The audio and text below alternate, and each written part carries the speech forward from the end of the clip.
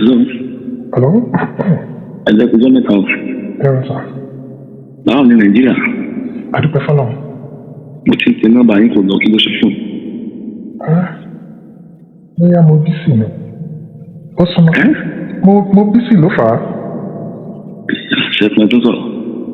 Ẹ ń ṣe Mr. Adéwálé ni. Ṣé mi ti yàtọ̀ ni?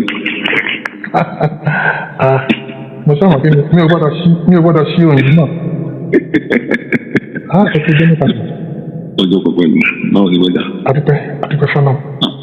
Àmọ́ àtúntò yẹ fún mi. Ẹ ti gbàgbé mi síbí báyìí.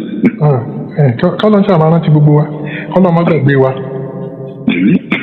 Mo ní ṣe rí mẹ́sẹ̀gì mi. Ṣé lórí fóònù direct lórí WhatsApp àbí níbo? Mo sẹ́ǹdẹ̀ sí WhatsApp, mo dẹ̀ sẹ́ǹdẹ̀ sí SMS. Mi rí o. Mú báyìí ìgbà rẹ̀ mi kan bọ̀ Nàìjíríà so mo wá dọ̀pù kó máa ní kó fún yín. Àjọpọ̀ nọ́mbà ẹni tó gbéra fún ìgbà. Wow. Ẹ jẹ́ kí pẹ́ sọ ẹ jẹ́ kí n fẹ́ nọ́mbà ẹ̀ sọ ẹ lè direct ẹ̀ ṣe máa dọ́dọ̀ yìí. Ok. Mo ti mú báyìí. 070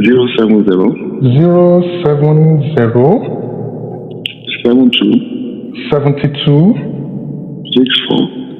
64 7921. 7921. 07072647921. Adémọ́lá Olúṣọlá lórúkọ. Adémọ́lá Olúṣọlá. Yes. Good. Ṣé kí n pè wọ́n àbí? Direct mo ṣe máa dọ́dọ̀ mi.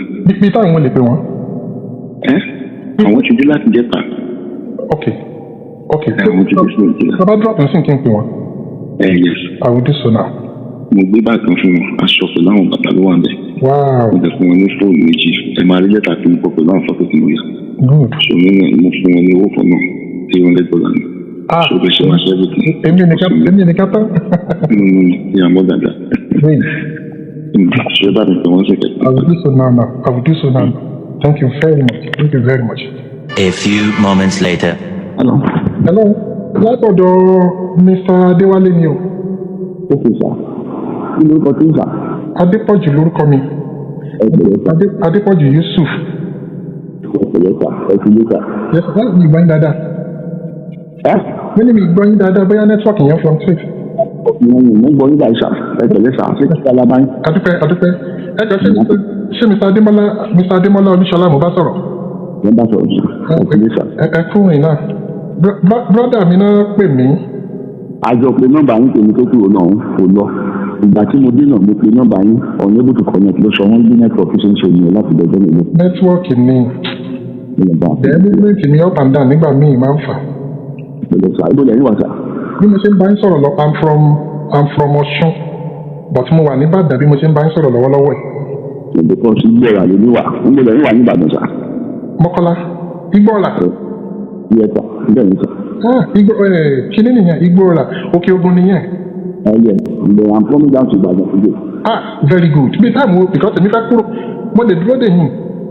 Latest by 2:30 I will be in Ibadan. Bye. Okay. So latest by 2:30 ní màá dé sí Ìbàdàn. Lágbára Ọlọ́run. Because I'm going back to Lagos today. Okay. Èmi náà dẹ̀ fẹ́ wá sẹ́kọ̀ọ́ but màá dọ̀tún náà. Ṣé mo lè dúró dè yín? Latest by 2:30 I will be in Ibadan. Just pay for my secure information. Okay, because. Ṣé mo lè ní tí máa bá ń ṣà? Èmi lè wá pàdé yín. Mo wà mobile but presently mo wà ní Mọ́kọ́lá bí mo ṣe ń sọ̀rọ̀ yìí. Mo wà ní Mọ́kọ́lá báyìí. I will give you a call. Or call me over and open to know my name, sir. Okay, so they ask me to give you something, sir. I will present to now open everything to you. Hello, sir. Hello, sir. Mo gbọ́ sir. Wọ́n lè máa fún mi, wọ́n lè máa káwọn kankan fún mi. Aṣọ pẹ̀lú àwọn bàbá. Yes. Pẹ̀lú àwọn fọ́tò. Everything is shooting. Ẹni sà. Okay, mo ti ń gbọ́ yín. Ẹ bá mi sọ fún wọn pé condition tí mo bá màmá pé ó critical díẹ̀. I'm taking it down to Root Hospital. Mo ń gbé wọn padà ṣèkó lẹ́kì. Ṣé màmá wọn? Ìyẹn mo ṣì tèmi, àwọn ni wọ́n á jẹ́ Nàìjíríà. So mo ń gbé wọn lọ sí Root. Ẹ jẹ́ bá mi sọ fún wọn pé dọ́kúmẹ̀ntì ní kí n bá wọn gbà. Ẹ bá mi sọ fún wọn pé ìwé yẹn pé mi ti bá wọn gbà ọ́. Ìyẹn ní Secretariat ní Ìbàdàn. Bẹ́ẹ̀ gba Secretariat. Ẹ jẹ́ bá mi sọ fún wọn. Ṣé ẹ ní ìdìrànlọ́wọ́ mo lè link yín máa wọ̀nyàn tó lè jú ẹ̀? ẹ jẹ́ bá mi sọ fún wọn pé kò sí bí mo ṣe fẹ́ ráyè bá wọn gbà lórí condition tí mo bá màmá. Okay. So ẹ mọ̀ pé to describe commander kan bá rẹ̀ tó lè bá wọn pìkẹ́ so tí mi bá dígbà àgbà máa lè gbà lọ́wọ́ ènìyàn because there is no time for my side. I'm taking him down to the hospital ní Garaba. Oh. Ẹ jẹ́ bá mi sọ fún wọn. Ẹ máa I will do so. Iṣẹ́ tẹ̀ ń ṣe ẹ fi lé ọmọ lọ́wọ́. Ẹ sì máa kàbànújẹ́ ń bẹ̀ lágbára Ọlọ́run torí olórí gbogbo lẹ́yìn ó lè.